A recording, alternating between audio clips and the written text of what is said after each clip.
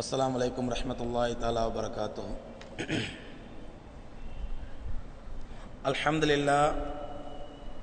अल्हम्दुलिल्लाह नहमदुहु व नस्तईनुहु व नस्तगफिरुहु व नुमिनु बिही व नतवक्कलु अलैहि व नऊज़ु बिल्लाहि मिन शुरूरि अनफुसिना व मिन सय्यिआति अअमालिना मन यहदिहिल्लाहु फला मुदिल्ल लहु व मन युद्लिल फला हादिय लहु ونشهد أن لا إله إلا الله وحده لا شريك له ونشهد أن سيدنا نبينا مولانا محمد عبده ورسوله أما بعد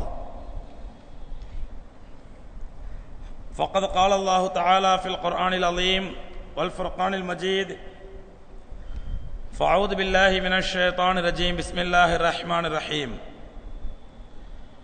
ما كان المؤمنون لينفروا كافة فلولا نفر من كل فرقة منهم طائفة ليتفقهوا في الدين ولينذروا قومهم إذا رجعوا إليهم لعلهم يحذرون. وقال نبينا عليه الصلاة والسلام من يرد الله به خيرا يفقهه في الدين. وقال عمر رضي الله تعالى عنه لأصحابه تفقهوا قبل أن تصودوا أو كما قال عمر رضي الله عنه. கண்ணியத்திற்கும் மரியாதைக்கும் உரிய பெரியோர்களே, சகோதரர்களே, தாய்மார்களே,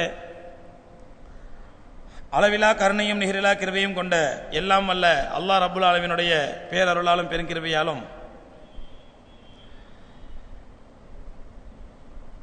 உலகத்தில் உள்ள எத்தனையோ மதங்கள், எத்தனையோ இசங்கள், எத்தனையோ சமயங்கள் அனைத்தை காட்டிலும் அல்லாஹ்வுடைய தீனுல் இஸ்லாம் உயர்ந்து நிற்பதற்கு அடிப்படை காரணமே அல்லாஹ்வுடைய மார்க்கம் வெறும் கற்பனைகளாலும் கட்டுக்கதைகளாலும் கட்டப்பட்ட ஒரு மார்க்கம் அல்ல.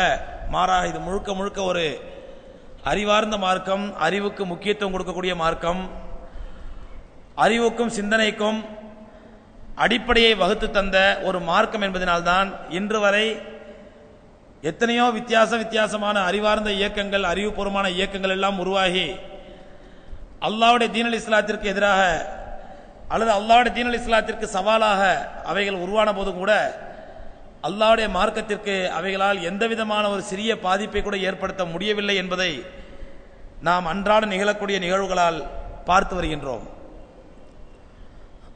அந்த அளவுக்கு அல்லாஹ்வுடைய தீனுல் இஸ்லாம் அறிவுக்கும் இல்முக்கும் முக்கியத்துவம் கொடுக்கக்கூடிய மார்க்கம். எந்த அளவுக்கு என்றால் பெருமானா ஸல்லல்லாஹு அலைஹி வஸல்லம் அவர்களை அல்லாஹ் சுப்ஹானஹு வ தஆலா இந்த உலகத்திற்கு நபியாக அனுப்பும் பொழுதே அல்லாஹ் ரப்பல் ஆலமீன் தேர்ந்தெடுத்த முக்கியத்துவம் இல்மை வைத்துத்தான்.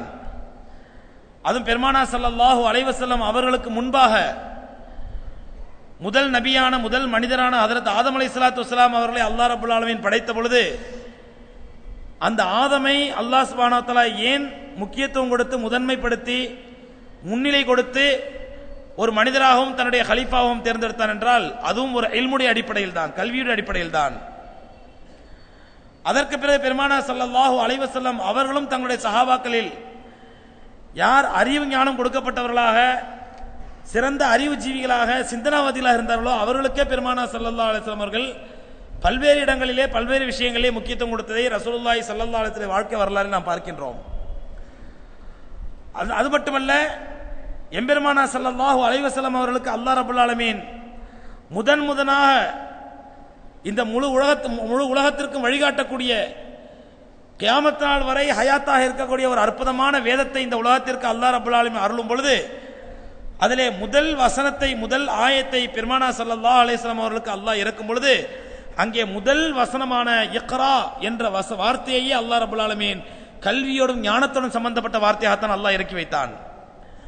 தன்னுடைய திருமறையிலே பல்வேறு இடங்களிலே குர்ஆனை பற்றி சொல்லும் பொழுது இது ஒரு ஞான பொக்கிஷம், இது விளங்கக்கூடிய மக்களுக்கு நல்ல ஞானத்தை கொடுக்கும், அறிவை கொடுக்கும், தீர்க்கமான வழியை காட்டும், விளங்காத மக்களுக்கு இதனால் பயன்பெற முடியாது என்றெல்லாம் ரப்பல் ஆலமீன் இந்த வேதத்தையும் ஒரு ஞானத்தோடும் அறிவோடும் சிந்தனையோடும் சம்பந்தப்படுத்தான் வேதத்தையும் இறக்கி வைத்தான். இப்படி எல்லா விஷயங்களிலும் ஆதி மனிதர் ஆதம் அலைஹிஸ்ஸலாத்து வஸ்ஸலாம் அவர்கள் படைக்கப்பட்டதிலிருந்து இறுதி வேதமான அருள்மறை குர்ஆன் அருளப்பட்டது வரை அத்தனை விஷயங்களிலும் அல்லாஹ் சுப்ஹானஹு வ தஆலா கல்விக்கும் கல்வி அறிவுக்கும் ஞானத்திற்கும் முக்கியத்துவம் கொடுக்கக்கூடிய ஒரு மார்க்கம் இந்த தீனுல் இஸ்லாம் என்பதனால்தான் இன்று கல்வியின் உச்சத்தை தொட்டுவிட்டோம். கல்வியில எங்கேயோ நாங்கள் கரை கண்டு விட்டோம். கல்வியிலும் டெக்னாலஜியிலும் அறிவு நுட்பத்திலும் தகவல் தொடர்பிலும் அல்லது தொழில்நுட்பத்திலும் உச்சத்தை அடைந்து விட்டோம் என்று பறைசாற்றக்கூடிய உலகம் கூட இஸ்லாத்தின் பக்கம் ஏறெடுத்து பார்க்கும் பொழுது அந்த இஸ்லாத்தை தங்களுடைய வாழ்க்கை நெறியாக ஏற்றுக்கொள்வதை நாம் பார்க்கின்றோம். பெரிய பெரிய அறிவு மேதைகள், பெரிய பெரிய அறிவு ஜீவிகள், பெரிய பெரிய விஞ்ஞான மேதைகள் எல்லாம் அல்லாஹ்வுடைய மார்க்கத்தையும் அல்லாஹ்வுடைய குர்ஆனையும் கொஞ்சம் ஆராய்ச்சி செய்து பார்க்கும் பொழுது தாங்கள் கற்ற அறிவை விட, தாங்கள் கற்ற ஞானத்தை விட, தாங்கள் படித்த படிப்பை விட மேலான ஞானமும் மேலான அறிவும் அல்லாஹ்வுடைய அருள்மறை குர்ஆனிலே இருக்கிறது என்று அவர்கள் நம்புவதனால்தான் அல்லாஹ்வுடைய அருள்மறை குர்ஆனை அவர்கள் ஏற்றுக்கொள்கிறார்கள். ஏனென்றால் இந்த மார்க்கம் அறிவுக்கு முக்கியத்துவம் கொடுக்கக்கூடிய மார்க்கம், ஞானத்திற்கு முக்கியத்துவம் கொடுக்கக்கூடிய மார்க்கம். ஏதோ கண்டதே காட்சி கொண்டதே கோலம் என்றோ அல்லது உங்களுடைய முன்னோர்கள் மூதாதையர்கள் எப்படி செய்தார்களோ அப்படியே செய்யுங்கள் என்று சொல்லக்கூடிய மார்க்கம் அல்ல. சொல்ல போனால் மடத்தனமான காரியங்களிலே முன்னோர்கள் ஈடுபட்டிருக்கும் பொழுது அந்த முன்னோர்களை காரணம் காட்டி மடத்தனமான காரியங்களை செய்யாதீர்கள் என்று கண்டிக்கக்கூடிய மார்க்கம் அல்லாஹ்வுடைய தீனுல் இஸ்லாம். எம்பெருமானார் ஸல்லல்லாஹு அலைஹி வஸல்லம் அவர்கள் ஒரு அற்புதமான மார்க்கத்தை இந்த உலக மக்களுக்கு சொன்ன பொழுது அந்த மக்கள் பதிலளித்தார்கள், மா வஜத்னா அலைஹி ஆபானா, நாங்கள் எப்படி புதிதாக சொல்லக்கூடிய கொள்கையை ஏற்றுக்கொள்ள முடியும்? நாங்கள் முன்னோர் வழியாக மூதாதை வழியாக பல நூறு ஆண்டுகளுக்கு முன்பாக நாங்கள் மூதாதையர் வழியாக ஒரு கொள்கையை பின்பற்றி வரும் பொழுது அதை விட்டு இவ புதிதாக கொண்டு வந்து உருவமே இல்லாத ஒருத்தன், அவனை நம்மால் பார்க்க முடியாது, அவனை நம்மால் நம்முடைய கற்பனைக்குள் கொண்டு வர முடியாது, அந்த சக்தி உலகத்திற்கெல்லாம் ஒரு அப்பாற்பட்ட சக்தி, அப்படிப்பட்ட சக்தியை தான் நீங்கள் வணங்க வேண்டும் என்று சொல்லும் பொழுது இதை எப்படி எங்களால் ஏற்றுக்கொள்ள முடியும்? நாங்கள் இதுவரை கண்ணால் காணக்கூடிய ஒரு தெய்வத்தை வணங்கி கொண்டிருக்கின்றோம், இதுவரை நாங்கள் எங்களுடைய புலன்களால் உணரக்கூடிய ஒரு தெய்வத்தை வணங்கி கொண்டிருக்கிறோம், இதுவரை தெய்வங்களை எங்களுடைய கற்பனைக்குள் கொண்டு வர முடியும் என்று நம்பிக்கொண்டிருக்கின்றோம், எங்களுடைய கற்பனா சக்திகளுக்கு ஏற்றவாறெல்லாம் தெய்வங்களுக்கு உருவமும் வடிவமும் கொடுத்து அந்த தெய்வத்தை வணங்கி கொண்டிருக்கிறோம். இப்பொழுது திடீர் என்று வந்து அந்த தெய்வத்தை நம்முடைய கற்பனையில் சிந்திக்க முடியாது, கற்பனையில் காண முடியாது, கண்ணால் காண முடியாது, அப்படிப்பட்ட தெய்வத்தை வணங்குங்கள் என்று சொன்னால் இது எங்களுடைய மூதாதையர் கொண்டு வந்த கொள்கைக்கு முரணானதல்லவா என்று மக்கத்து குறைஷிகள் அல்ல, இன்றைய காலத்து நவீன காலத்தில் இருக்கக்கூடிய அறியாமை மக்கள் கூட, முஸ்லிம் அல்லாத மக்கள் கூட சொல்லக்கூடிய வாதம்.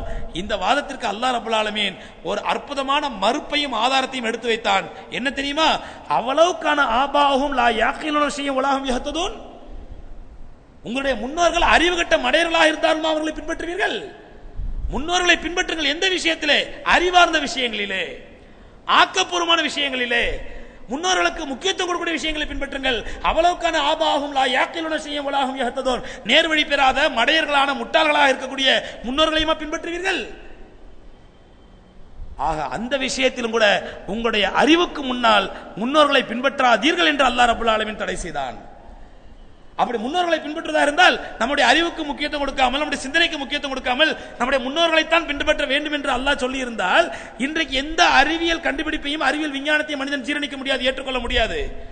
முன்னோர்கள் மாட்டு வண்டியில் சென்றார் என்பதற்காக இன்றைக்கு எந்த ஒரு முன்னோர்களை பின்பற்றக்கூடியவரும் மூதாதையர்களை மதிக்கக்கூடியவரும் மாட்டு வண்டியில் செல்வதில்லை. எங்களுடைய முன்னோர்கள் மாட்டு வண்டி தான் சென்றார்கள் என்பதற்காக அங்கு அறிவுக்கு முக்கியத்துவம் கொடுத்து, தன்னுடைய அறிவியல் கண்டுபிடிப்புக்கு முக்கியத்துவம் கொடுத்து தன்னுடைய தேவைக்கேற்றவாறு வாகனங்களிலும் விமானங்களிலும் கப்பல்களிலும் பயணிக்கின்றான். அல்லது முன்னோர்கள் அந்த காலத்திலே மின்சாரம் இல்லாமல் கரண்ட் இல்லாமல் கஷ்டப்பட்டார் என்பதற்காக இன்றைக்கு நானும் கரண்டை ஏற்றுக்கொள்ள மாட்டேன், மின்சாரத்தை ஏற்றுக்கொள்ள மாட்டேன் என்பதற்காக யாரும் இருட்டறைக்குள் குடியிருப்பதில்லை. அங்கே விஞ்ஞானத்தின் வளர்ச்சியை ஏற்றுக்கொள்கிற அறிவுக்கு முக்கியத்துவம் கொடுக்கின்றார். அங்கே இதற்கெல்லாம் காரணம் என்னவென்றால் அல்லாஹ் ரப்பல் ஆலமீன் வகுத்து தந்த பாதை. ரப்பல் ஆலமீன் என்ன சொன்னான்? உங்களுடைய முன்னோர்கள் அறிவில்லாதவர்களாக இருந்தாலும் நீங்கள் அவர்களை பின்பற்ற வேண்டிய அவசியம் இல்லை. அது மின்சாரம் போன்ற அல்லது விமானம் போன்ற அல்லது போக்குவரத்து போன்ற அறிவியல் சார்ந்த விஷயமாக இருந்தாலும் சரி, அல்லது தீனுல் இஸ்லாம் போன்ற அறிவார்ந்த விஷயமாக ஆன்மீக விஷயமாக இருந்தாலும் சரி, உங்களுடைய முன்னோர்களை பின்பற்ற வேண்டும் என்ற அவசியம் இல்லை. உங்களுடைய அறிவுக்கு பொருந்தக்கூடிய அல்லாஹ் ரப்பல் ஆலமீன் எதை ஞானமாக கொடுத்தானோ, எதை அல்லாஹ் ரப்பல் ஆலமீன் தன்னுடைய ஞானத்திலிருந்து எம்பெருமானார் ஸல்லல்லாஹு அலைஹி வஸல்லம் அவர்கள் வழியாக இந்த உலகத்திற்கு வழங்கினானோ அந்த அறிவார்ந்த விஷயங்களை மட்டும் நீங்கள் பின்பற்றினால் போதும். எதற்காக சொல்லினார் சகோதரர்களே?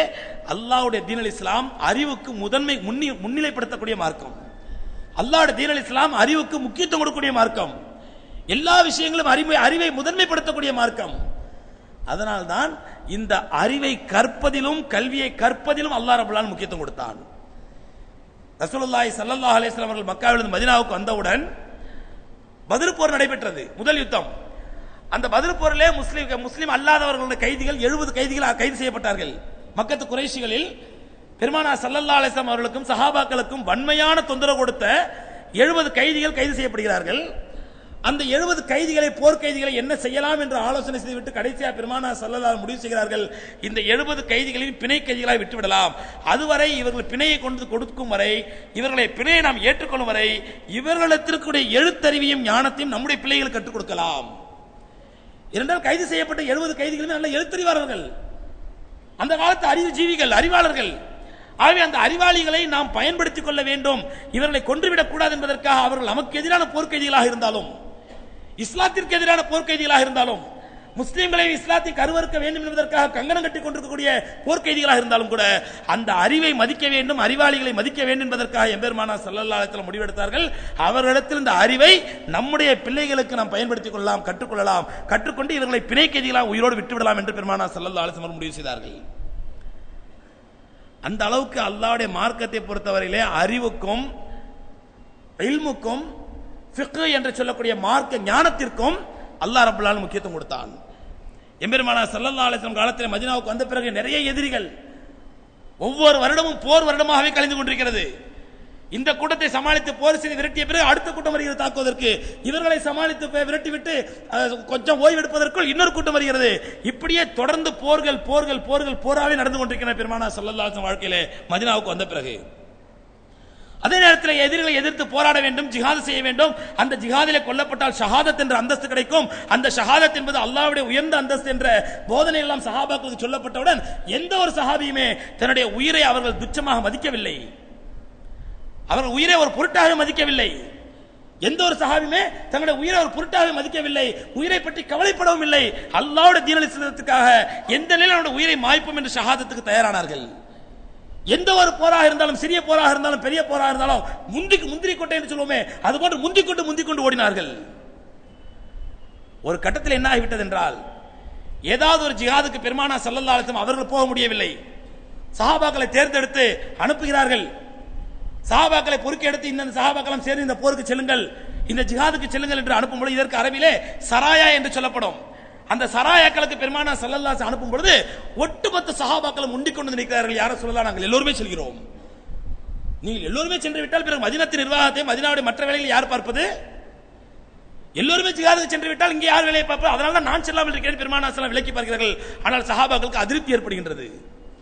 நாம் அல்லாஹ்வுடைய பாதையிலே, அல்லாஹ்வுடைய தீன் இஸ்லாத்திற்காக, அல்லாஹ்வுடைய மார்க்கத்திற்காக உயிரை துச்சம் என மதித்து நாம் போராடுவதும், அதற்காண்டி கஷ்டப்படுவதும், பாடுபடுவதும், நாம் உடலிலே விழுப்புண்களை தாங்குவதும், காயங்களை தாங்குவதும் எவ்வளவு பெரிய பாக்கியமான விஷயம். ஆனால் நாம் அதற்கு போக முடியாமல் தடுக்கப்படுகிறோமே. ஒரு சில பேர் போகட்டும், ஒரு சில பேர் மதீனாவிலே இருக்கட்டும் என்று பெருமானார் சொல்கிறார்களே என்ற ஆதங்கம் ஏற்பட்ட பொழுது அல்லாஹ் ரப்பல் ஆலமீன் சூரத்து தௌபாவினுடைய 122வது வசனத்தை இறக்கி வைக்கின்றான் சஹாபாக்களுக்கு தெளிவுபடுத்துவதற்காக. ரப்பல் ஆலமீன் சொன்னான், ஒமா கானலில் முஃமினீன் யன்ஃபிரு காஃபா, ஒட்டுமொத்தமாக மதீனாவிலிருந்து எல்லா சஹாபாக்களும் அல்லாஹ்வுடைய பாதையில் ஜிஹாதுக்காண்டி புறப்பட்டு போய் விடுவது சரியல்ல. ஒமா கானலில் முஃமினீன் யன்ஃபிரு காஃபா, ஒட்டுமொத்தமாக புறப்பட்டு போயிடாதீங்க, அது சரியல்ல. ஏனென்றால் நீங்க எல்லாரும் ஒட்டுமொத்தமாக அங்கே ஜிஹாதுக்காண்டி போயிடுவீங்க எதிரிகளை பார்ப்பதற்கு. ஆனால் இங்கே அல்லாஹ்வுடைய தூதர் ஸல்லல்லாஹு அலைஹி வஸல்லம் அவர்களுக்கு வஹி வந்து கொண்டிருக்கும். அல்லாஹ்வின் தரப்பிலிருந்து உத்தரவு வரும். அந்த உத்தரவுகளை எழுதி வைப்பதற்கு ஆள் தேவை. அல்லாஹ்விடத்தில் வரக்கூடிய வஹிகளை, பெருமானாருடைய போதனைகளை கேட்டு பின்னால் வரக்கூடிய சஹாபாக்களுக்கு எடுத்து சொல்வதற்கு ஆள் தேவை. அல்லாஹ்விடத்திலும் அல்லாஹ்வுடைய தூதரிடத்திலும் மார்க்க ஞானத்தை கற்று பின்னால் வரக்கூடிய மக்களுக்கு எடுத்து சொல்வதற்கு பொறுப்பாளிகள் தேவை. இது ஒரு முக்கியமான பொறுப்பு. இந்த வேலையை விட்டுவிட்டு ஒமா கானலில் முஃமினில் யன்ஃபிரு காஃபா, ஒட்டுமொத்த முஸ்லிம்கள் மதீனாவை துடைத்து எறிந்து விட்டு நீங்கள் அல்லாஹ்வுடைய பாதையில் ஜிஹாதுக்கு செய்வது நல்லதல்ல, சரியல்ல சொல்லிவிட்டு அல்லாஹ் சொன்னான், ஃபலௌலா நஃபர மின் குல்லி ஃபிர்கத்தின் மின்ஹும், உங்களில் பல கபிலாக்கள் இருக்கிறீர்கள், பல குரூப் இருக்கிறீங்க, ஒவ்வொரு வம்சாவளி பெயரோடு இருக்கின்றீர்கள். அந்த ஒவ்வொரு கபிலாக்களை சேர்ந்தவர் இருந்தோம், ஒரு சிறிய கூட்டம் தாயிஃபத்துல் யதஃபக்கஹு ஃபித்தீன், மார்க்கத்தை அறிந்து கொள்வதற்காக, விளங்கிக் கொள்வதற்காக ஒரு கூட்டம் இங்கேயே இருக்க வேண்டும், ஜிஹாதுக்கு செல்லாமல். எல்லாரும் ஜிஹாதுக்கு போயிடாதீங்க, போறாங்க. ரசூலுல்லாஹி ஸல்லல்லாஹு அலைஹி யார் யாரை தேர்ந்தெடுக்கிறார்கள் அவர்கள் போகட்டும், மற்றவர்கள் இங்கே இருந்து அல்லாஹ்வுடைய தூதருக்கு இறங்கக்கூடிய வஹியை, அல்லாஹ்வுடைய தூதருக்கு அல்லாஹ்விடத்தில் வரக்கூடிய ஞானத்தை கேட்டு பெற்று அறிந்து அதை விளங்கி அதை நீங்கள் மற்றவர்களுக்கு சொல்ல வேண்டும். எப்படி சொல்ல வேண்டும்? ஃபலௌலா நஃபர மின் குல்லி ஃபிர்கத்தின் மின்ஹும் தாயிஃபத்துன், உங்களில் ஒரு சிறிய கூட்டம் இங்கே இருந்து லியத்தஃபக்கஹு ஃபித்தீன், மார்க்கத்தை நல்ல முறையில் விளங்கி, ஒலி இந்திரு கௌமஹும் இதா ரஜஉ இலைஹிம், சென்றவர்கள் திரும்பி வந்த பிறகு அவர்களுக்கு அல்லாஹ்வுடைய மார்க்கத்தை பெருமானாரிடத்தில் கேட்ட அந்த செல்வத்தை இவர்கள் அச்சமூட்டி எச்சரிக்கை செய்ய வேண்டும். அவர்களுக்கு மட்டுமல்ல, கியாமத் நாள் வரை வரக்கூடிய மக்களுக்கு இவர்கள் அந்த ஞானத்தை எடுத்து சொல்ல வேண்டும். அல்லாஹ்வுடைய மார்க்கம் என்றால் என்ன என்பதை மக்களுக்கு எடுத்து சொல்ல வேண்டும். ஏன் அப்படி சொல்றதுனால லஅல்லஹும் யஹ்தரூன், அப்பொழுதுதான் ஒவ்வொரு மனிதனும் அல்லாஹ்வுடைய மார்க்கத்திற்கு முரணான விஷயங்களை விட்டு விலகிக் கொள்ள முடியும். அல்லாஹ்வுக்கு பொருத்தமானது எது, பொருத்தமில்லாத எது என்பதை விளங்கி விலகிக் கொள்ள முடியும். இந்த உண்மையை புரிந்து நீங்கள் ஒட்டுமொத்தமா ஜிஹாதுக்கு போயிடாதீங்க. இங்கே ஒரு கூட்டம் இருந்து பெருமானாரிடத்திலிருந்து கல்வியை பெற்றுக் கொள்ளுங்கள் என்று கல்விக்கு உற்சாகப்படுத்தும் பொழுதுதான் அன்றிலிருந்து உருவானதான் சகோதரர்களே எம்பெருமானார் ஸல்லல்லாஹு அலைஹி வஸல்லம் மஸ்ஜித் நபவியிலே அஸ்ஹாபு சுஃபா என்று சொல்லக்கூடிய திண்ணை தோழர்கள், அவங்களுக்கு வேற எந்த வேலையும் கிடையாது. திண்ணை தோழர்கள் எந்த வேலையும் கிடையாது. அவருடைய வேலை என்ன? பெருமானாருடைய மஸ்ஜித் நபவியினுடைய திண்ணையிலே தங்கி இருப்பார்கள். திண்ணை தான் அவருடைய தங்குமிடம். யாராவது ஏதாவது கொண்டு வந்து கொடுத்தால் சாப்பிட்டுக் கொள்வார்கள், இல்லை என்றால் அல்லாஹ்வுக்காக நோன்பு வைத்துக் கொண்டு பட்டினியாக கிடப்பார்கள். அப்படிப்பட்ட ஒரு கூட்டம் உருவானது அல்லாஹ்வுடைய இந்த இறை வசனத்தின் அடிப்படையிலே. அந்த கூட்டத்தை பார்த்து சோம்பேறி கூட்டம், பொழைக்க தெரியாம ஓய்வு இதுக்கு போகாம ஜிஹாதுக்கு போகாம அல்ல பொழப்புக்கு போகாம வியாபாரம் பண்ணாம சோம்பேறி கூட்டம் தின்னுட்டு கிடக்குது என்று யாரும் அவர்களை பழித்து பேசவில்லை. அல்லது அப்படி திண்ணையிலே தங்கியிருந்து ஞானத்தை பெற்று மற்றவர்களுக்கு சொல்வதை மட்டுமே தங்களுடைய வாழ்க்கையின் தலையாய கடமையாக கிடந்த அந்த அஸ்ஹாபு சுஃபா திண்ணை தோழர்கள் தங்களை தாங்களே கௌரவ குறைவாக நினைத்துக் கொள்ளவில்லை. அந்த சஹாபாக்கள் அஸ்ஹாபு சுஃபா என்று சொல்லக்கூடிய அந்த திண்ணை தோழர்களாக இருந்த அந்த சஹாபாக்கள் மூலமாக அறிவிக்கப்பட்ட ஹதீஸ் தான் இன்று கியாமத் நாள் வரை வரக்கூடிய மக்களுக்கு ஒரு படிப்பினை தரக்கூடிய, பாடம் தரக்கூடிய, இஸ்லாத்தை கற்றுக் கொடுக்கக்கூடிய புண்ணியமான நபி ஸல்லல்லாஹு அலைஹி வஸல்லம் கண்ணிய வார்த்தைகளாக ஹதீஸ்களாக போற்றப்படுகின்றது. அன்றைக்கு அந்த அஸ்ஹாபு சுஃபா என்று சொல்லக்கூடிய திண்ணை தோழர்கள் இருந்திருக்கவில்லை என்றால் இன்னைக்கு இவ்வளவு பெரிய ஹதீஸ் பொக்கிஷம் நமக்கு கிடைச்சிருக்காது. இன்னைக்கு ஹதீஸ்களை பார்த்தால் ஆயிரக்கணக்கான ஹதீஸ்கள், 160% ஹதீஸ்கள் ஹஜ்ரத் அபூ ஹுரைரா রাদিয়াল্লাহு தஆலா அவர்களால் அறிவிக்கப்படுது. ஹஜ்ரத் அபூ ஹுரைரா রাদিয়াল্লাহு தஆலா அஸ்ஹாபு சுஃபா என்று சொல்லக்கூடிய திண்ணை தோழர்களில் மிக முக்கியமான சஹாபி. வேற எந்த பொழப்பு தலைப்பு கிடையாது, அவங்களுக்கு எந்த வியாபாரம் கிடையாது. அவங்களுடைய வேலையே அஸ்ஹாபு சுஃபாவில கிடக்க வேண்டியது, அந்த திண்ணையில கிடக்க வேண்டியது, பெருமானாருடைய அந்த மதரசாவில கிடக்க வேண்டியது, கிடந்த அந்த மார்க்க கல்வியை கற்று கியாமத் நாள் வரை வரக்கூடிய மக்களுக்கு எடுத்து சொல்ல வேண்டியது. இந்த அல்லாஹ்வுடைய வசனத்தின் அடிப்படையிலும் பெருமானார் ஸல்லல்லாஹு அலைஹி வஸல்லத்துடைய அவருடைய புனிதமான அங்கீகாரத்துடன் கூடிய அந்த அஸ்ஹாபு சுஃபா என்று சொல்லக்கூடிய திண்ணை தோழர்களுடைய திட்டத்தின் அடிப்படையிலும் உருவானதுதான் பிற்காலத்திலே மதரசா கல்வி என்ற ஒரு கல்வி. இந்த மதரசா கல்வி எதனால் உருவானது? எல்லா மூமின்களுமே இஸ்லாத்தை கற்க வேண்டியது அவசியம் அல்லவா? எல்லா முஸ்லிம்களுமே மார்க்கத்தை கற்க வேண்டியது அவசியம் அல்லவா? தனக்கு எது ஹலால் எது ஹராம் என்று தெரிந்திருக்க வேண்டியது அவசியம் அல்லவா? அதை விட்டுட்டு மதரசான்னு ஒன்று வச்சு அங்க போய் ஒரு குறிப்பிட்ட மக்கள் அவங்க வாழ்க்கையின் பெரும் வாலிபத்தின் முக்கியமான பகுதியை அந்த மதரசாவிலே 8 வருடங்கள் 10 வருடங்கள் கழித்து அங்கேயே அவர் ஓதி கொடுப்பதை ஓதி கொடுத்து கற்றுக்கொண்டு பிறகு தன்னுடைய வாலிபத்தை எல்லாம் தொலைத்து விட்டு பிறகு இந்த மக்களுக்கு வந்து அச்சமூட்டி எச்சரிக்கை செய்யக்கூடிய ஒரு கூட்டம் வேண்டுமா? எல்லோரும் தெரிந்து கொள்ள வேண்டியது அஸ்ஸல் அல்லாஹ்வுடைய மார்க்கத்தை என்ற நிலை எப்பொழுது ஏற்பட்டது என்றால் சகோதரர்களே, பிரிட்டிஷ்காரர்கள் அல்லாஹ்வுடைய தீன், இந்த வரலாறை பலமுறை உங்களுக்கு நான் சொல்லியிருக்கின்றேன். பிரிட்டிஷ் பார்லிமெண்டிலே இந்த இஸ்லாமிய சமுதாயத்தை அல்லாஹ்வுடைய குர்ஆனை விட்டு அப்புறப்படுத்த வேண்டும் என்பதற்காக அவர்கள் இஸ்லாத்திற்கு முரணான ஒரு கல்வி திட்டத்தை லார்ட் மெக்காலே, லார்ட் டன்லப் என்று சொல்லக்கூடிய 2 பேர் மூலமாக ஒரு இஸ்லாத்திற்கு எதிரான ஒரு கல்விக் கொள்கையை இந்த மக்களுக்கு மத்தியில் புகுத்தி கொஞ்சம் கொஞ்சமாக இவர்களை இஸ்லாத்தை விட்டு அப்புறப்படுத்த வேண்டும் கொள்கை ரீதியாக என்ற ஒரு சூழ்ச்சிகரமான திட்டத்தை நடைமுறைப்படுத்தும் பொழுதுதான் அப்பொழுது இஸ்லாமிய சீதேவிகள், இஸ்லாமிய அறிஞர்கள் அல்லாஹ் அவர்களுக்கு சொர்க்கத்தில் உயர்ந்த அந்தஸ்து கொடுப்பானாக, அவர்கள் அல்லாஹ்வுடைய மார்க்கத்தை காப்பாற்ற வேண்டும் என்பதற்காக இந்த ஐரோப்பிய சூழ்ச்சியாளர்களுடைய சூழ்ச்சிக்கு எதிராக உருவாக்கியதான் மதரசாக்கள் என்பது. அல்லாஹ்வுடைய மார்க்கத்தை பாதுகாக்கப்பட வேண்டும் என்றால் இப்படி மதரசா என்று இருக்க வேண்டும். எப்படி அல்லாஹ் ரப்பல் ஆலமீன் அல்லாஹ்வுடைய ஜிஹாதுக்கு எல்லா சஹாபாக்களும் புறப்பட்ட பொழுது மாகானலில் முஃமினீன யன்ஃபிரு காஃபா, எல்லா மூமின்களும் ஒரேடியாக புறப்பட்டு விட சரியல்ல என்ற ஒரு குறிப்பிட்ட கூட்டத்தை நீங்கள் அல்லாஹ்வுடைய மார்க்கத்தை விளங்கி மக்களுக்கு சொல்ல வேண்டும் என்ற ஒரு தாயாக உருவாக வேண்டும் என்று அல்லாஹ் விரும்பினானோ அந்த அல்லாஹ்வுடைய கட்டளைக்கேற்ப பெருமானாருடைய வழிமுறைக்கேற்ப மதரசாக்கள் என்ற ஒரு திட்டத்தை உருவாக்கி அங்கே சில தாயிகளை உருவாக்க வேண்டும். அவர்கள் அல்லாஹ்வுடைய மார்க்கத்தை முழுமையாக தெரிந்து கொள்ள வேண்டும். அல்லாஹ்வுடைய மார்க்கத்தை முழுமையாக அறிந்து கொள்ள வேண்டும். அறிந்து கொண்டு இந்த மதரசா கல்வியை பயின்றவர்கள் மற்ற மக்களுக்கு அச்சமூட்டி எச்சரிக்கை செய்ய வேண்டும் என்ற அல்லாஹ்வுடைய கட்டளைக்கேற்ப ஒரு அற்புதமான திட்டத்தை உருவாக்கப்பட்டது சுமார் 1000 ஆண்டுகளுக்கு முன்பாக. உலகத்திலே உருவாக்கப்பட்ட முதல் மதரசா ஹஜ்ரத் ரசூலுல்லாஹி ஸல்லல்லாஹு அலைஹி வஸல்லம் மஸ்ஜித் நபவியினுடைய அஸ்ஹாபு சுஃபா தோழர்கள் என்றால் அதற்கு அடுத்த மதரசா சுமார் 1000 ஆண்டுகளுக்கு பிறகு, சுமார் 500 ஆண்டுகளுக்கு பிறகு, பெருமானா ஸல்லல்லாஹு காலத்திலிருந்து சுமார் 500 ஆண்டுகளுக்கு பிறகு மொராக்காவிலே முதல் மதரசா கட்டப்பட்டது. அஸ்ஹாபு சுஃபாவுக்கு பிறகு அந்த மொராக்கா மதரசாவா இருக்கட்டும் அல்லது கெய்ரோவில் உள்ள எகிப்து தலைநகர் கெய்ரோவில் உள்ள அல் அஸ்ஹர் யூனிவர்சிட்டியா இருக்கட்டும், அதற்கு பிறகு உருவான ஒவ்வொரு மதரசாக்கள், ரஷ்யாவில் உள்ள புகாராவில் ஹஜ்ரத் புகாரி ரஹ்மத்துல்லாஹி அலைஹி அவர்கள் கல்வி பயின்ற பெரிய பெரிய மதரசாக்கள், இவை அனைத்தும் கல்வி கூடங்களாக, ஞான கூடங்களாக விளங்கின.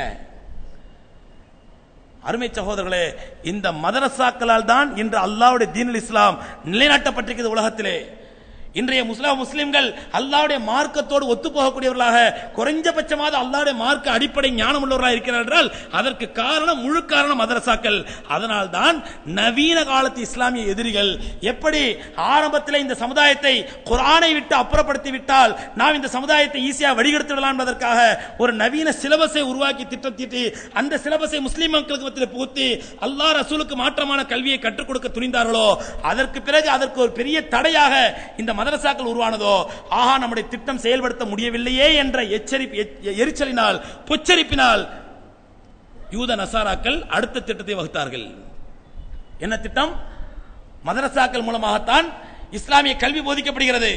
மதரசாக்கள் மூலமாகத்தான் இன்று முஸ்லிம்கள் ஒரு நல்ல முஸ்லிம்களாக, இறையச்சமுள்ள முஸ்லிம்களாக, உணர்வுள்ள முஸ்லிம்களாக உருவாக்கப்படுகிறார்கள். ஆகவே இந்த மதரசாக்கள் மீது ஒரு நல்ல அபிப்பிராயத்தை எடுத்துவிட்டால் முஸ்லிம் சமுதாயத்தை நாம் காப்பாற்றி விடலாம், முஸ்லிம் சமுதாயத்தை நம்முடைய கட்டுப்பாட்டுக்குள் கொண்டு வந்து விடலாம் என்பதற்காக ஒரு தீவிர பிரச்சாரம் செய்தார்கள். என்ன பிரச்சாரம்? மதரசாக்களில் தீவிரவாதம் போதிக்கப்படுகிறது.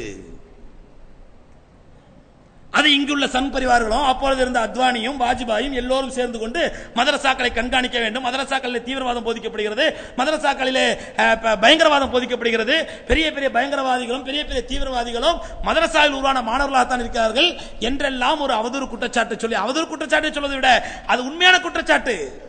ஏனென்றால் உண்மையிலே மதரசாவில் முறையாக ஓதக்கூடிய ஒரு மௌலவி, ஒரு ஆலிம் அல்லாஹ்வுடைய எதிரிகளுக்கு தீவிரவாதியாகத்தான் இருப்பார்.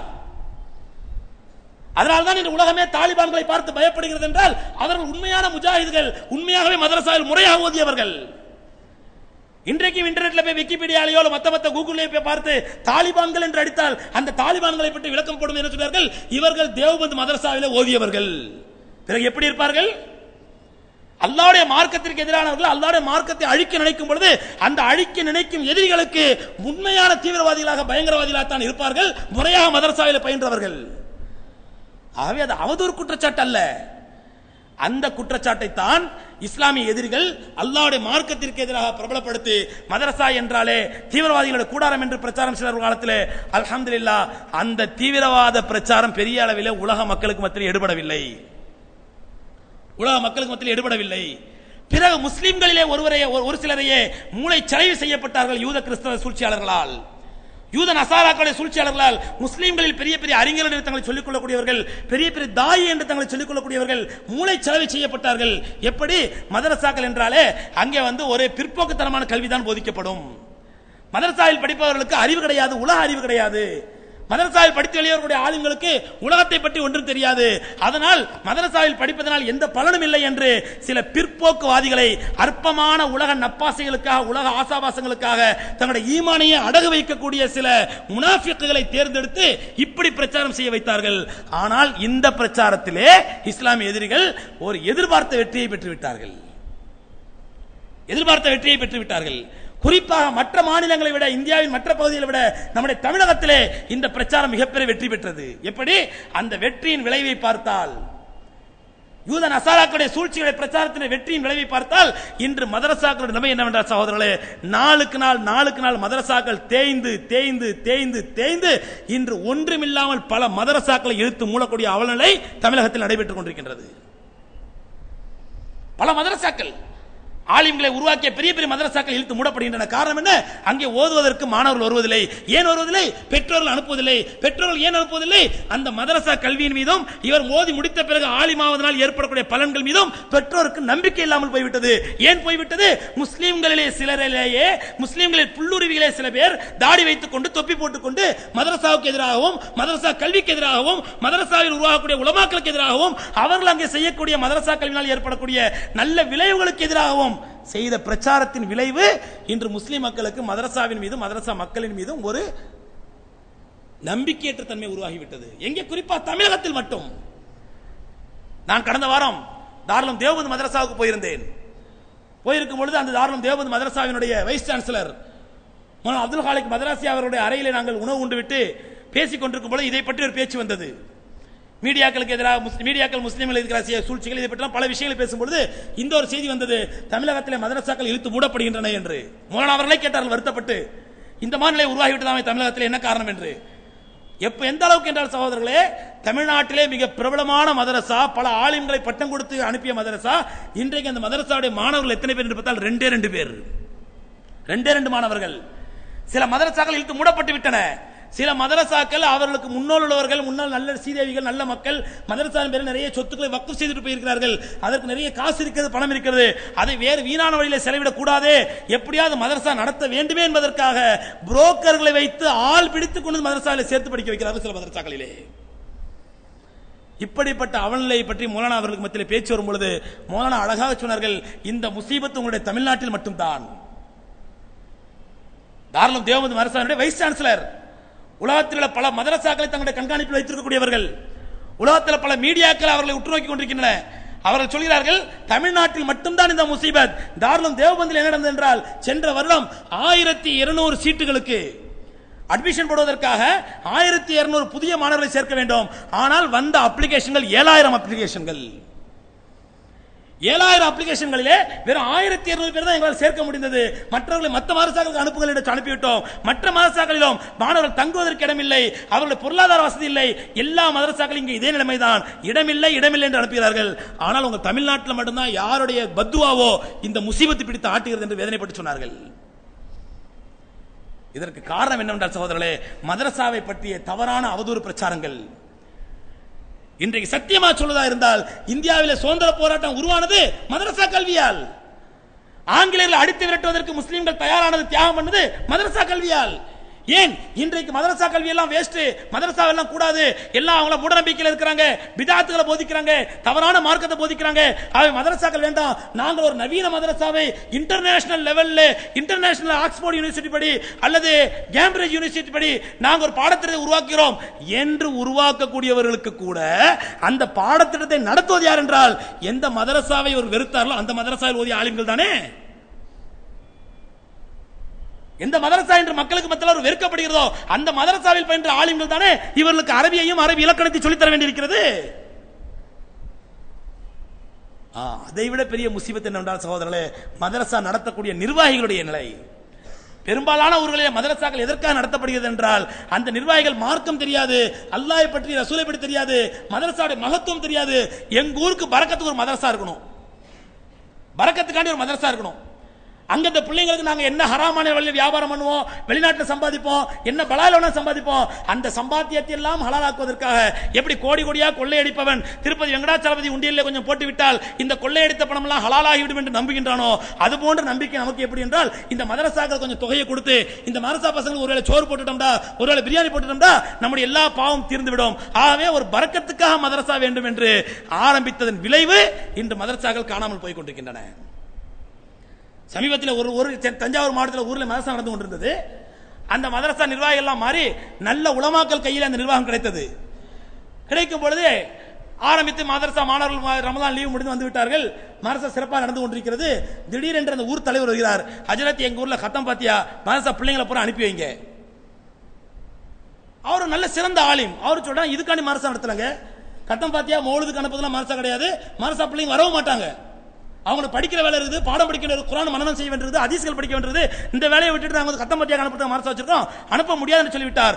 அந்த ஊர் தலைவர் உடனடியாக ஊர் கூட்டத்தை கூட்டி, நம்மூர் கத்தமுக்கும் மௌலுதுக்கும் வராத மதரசா நம்மூருக்கு எதற்கு என்று அன்றைய சாயந்திரம் எழுத்து முடிவிட்டார்கள் மதரசாவை. மதரசாக்கள் நடத்தப்படுவது இப்படிப்பட்ட ஒரு பிற்போக்கு நலத்திற்காக.